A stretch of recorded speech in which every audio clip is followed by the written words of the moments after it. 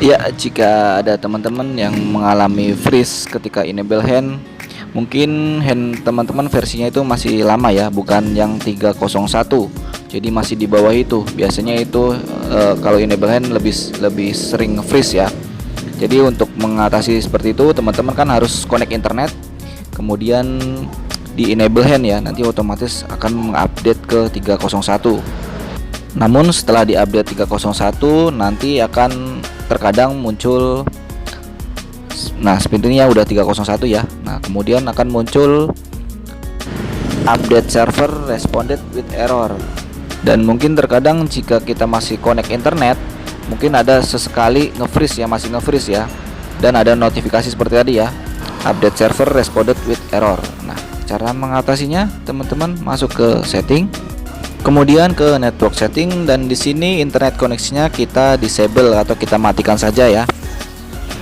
Jadi kita mengaktifkan internet itu hanya untuk mengupdate hand yang masih versi lama ya, masih di bawah 301. Itu yang biasanya mungkin kadang suka freeze.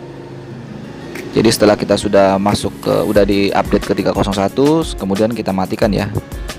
Jadi nanti tidak ada lagi notifikasi update server responded with error ya.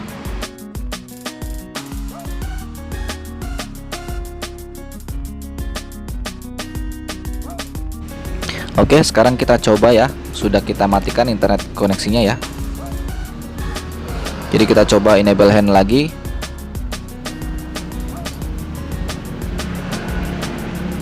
Ya, sudah 301 ya, sudah lancar.